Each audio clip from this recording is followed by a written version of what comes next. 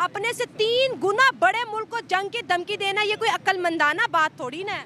देखिए ये तो मुसलमान की एक हिस्ट्री है कि वो 313 के मुकाबले में 1000 का मुकाबला करते नहीं हैं। मुसलमानों की हिस्ट्री है वो जंगे करते हम हैं। हाँ करते हैं। आटा तो बहुत है अब हमारे यहाँ, मट्टी की लाइन में लगी थी, लेकिन दहशतगर्दी तो हम नहीं फैलाते।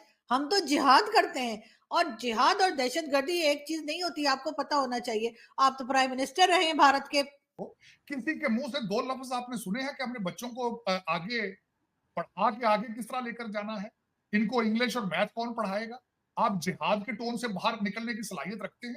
हुआ कुछ यूं है कि जो आईएमएफ है उसका जो अप्रैल का एजेंडा है उसमें पाकिस्तान का शामिल नहीं है। ये मैंने आपको पहले भी बताया था और ये जियो न्यूज में पब्लिश हुई है ये खबर। सो पाकिस्तान की मिलिट्री और पाकिस्तान की जो सिविल लीडरशिप है ये 2019 से लेके 2022 4 साल तक ऑलमोस्ट फैसले ही नहीं कर सके। उसकी वजह क्या है? क्योंकि हमें उस पैसे की आदत पड़ी हुई थी जो गायब हो जाता था। Hello friends, very welcome to Indi Pak news. दोस्तों, बात करते हैं हमारे पड़ोसी मुल्क पाकिस्तान की। पाकिस्तान में खाने को आटा नहीं है। आईएमएफ से लोन पे लोन लिया जा रहा है पाकिस्तान, फिर भी पाकिस्तान है कि उसकी एकड़ कम नहीं हो रही है, ना ही उसकी गवर्नमेंट की, ना ही वहाँ की प्रजा की। तो आइए इस हवाले से क्या बात कर रही है पाकिस्तानी अवाम, मिलकर वॉच करते हैं। पाक आर्मी कश्मीर को आज़ाद नहीं करा सकती, गजवा हिंद से आज़ाद होगा। देखिए वो उनकी अपनी मंशा भी है, जो कश्मीरी हैं उनकी अपनी मंशा भी है। उस वक्त उन्होंने भी जाके कौमी सलामती कौंसिल में कह दिया था कि हम एक अलहदा रियासत चाहते हैं। वो पाकिस्तान के साथ भी इल्हाक नहीं होना चाहते थे और इंडिया के साथ भी इल्हाक नहीं होना चाहते थे। वो एक अलहदा सल्तनत चाहते थे अपनी। ये कहना है जी नरेंद्र मोदी जी का। उन्होंने अपनी एक स्टेटमेंट में, अपनी एक पॉलिटिकल रैली में ये बात की है कि कोविड के बाद बहुत लोगों की हालत खराब हो गई थी। कई कंट्रीज जो हैं उनका तो बिल्कुल ही, जैसे कहते हैं ना, फट्टा निकल गया था, दिवालिया निकल गया था। लेकिन भारत की बात उन्होंने की और कहा कि हमने भारत को संभाला, बल्कि एक पड़ोसी मुल्क जो है उसमें तो आटे तक की कमी पड़ गई थी, लोग आटे की लाइन में लगे थे, और वो मुल्क वो है जो दहशतगर्दी फैलाता है। आप आईएमएफ से कर्जा लेने आए हैं, मुझे ये बता दें कितना प्रोग्राम है आपका? 26वां प्रोग्राम है ये आप।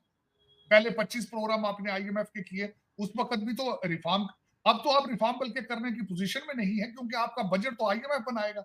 क्या आईएमएफ आपको इजाजत देगा रिफॉर्म करने की? ना वो हिंदुओं में शामिल हुए, उनके मुल्क में गए, ना हमारी तरफ आए। अब वो चाहते हैं कि हमारी तरफ आ जाएं, तो हम उसके लिए भी कोशिश कर रहे हैं, मगर हमारे पास वो पावर नहीं है। आप चाहते हैं, किस कश्मीरी ने कहा कि मैं पाकिस्तान के साथ आना चाहता हूँ? जो यहाँ पर दिन रात तमाशे लगे रहते हैं, क्या वो नहीं देखते? देखें, वो भी वही देखते हैं जो उनको दिखाया जाता है।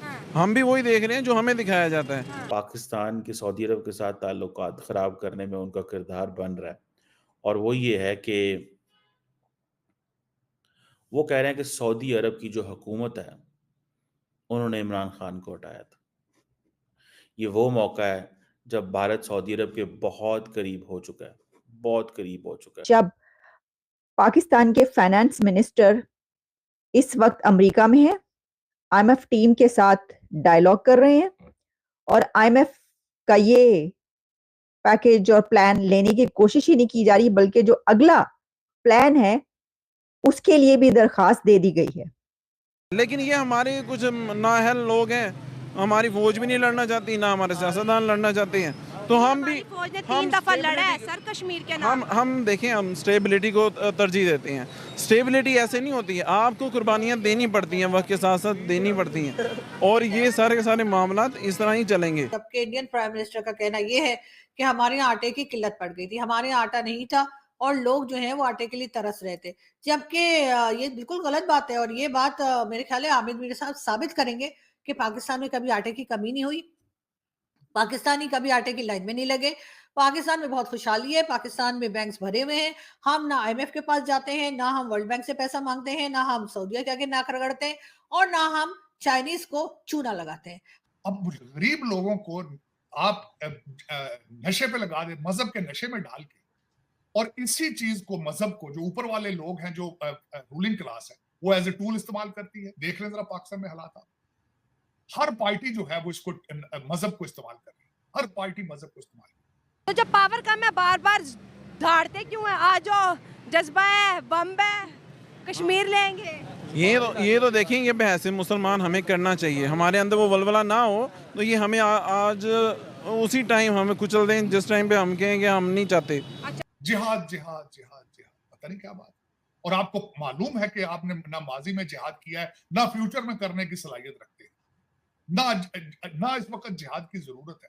मैंने इस्लामिक लॉ को बड़ी डिटेल से पढ़ा है। एक सर्टन सर्कमस्टांसेस में जिहाद वाजिब होता है, जो कि मेरा ख्याल है मॉडर्न पीरियड के अंदर पॉसिबल ही नहीं है। अमेरिका ने चाइना से कहा कि जी आपने ये मिसाइल्स की टेक्नोलॉजी जो है वो पाकिस्तान को क्यों दी, वो हमने खरीदी, अच्छा हमने पैसे दिए उसके, हमारे पास ये मिसाइल बनाने के पैसे बहुत होते हैं, वो बस खाने वाने के नहीं होते, वो अलग बात है, लेकिन ये कि मिसाइल्स खरीदने के और इसी तरह के जो जेट खरीदे जाते हैं, यानी जो फ्लाइंग जेट खरीदे जाते हैं और इस तरह की चीजों के पैसे, हथियार खरीदने के हमारे पास पैसा बहुत होता है।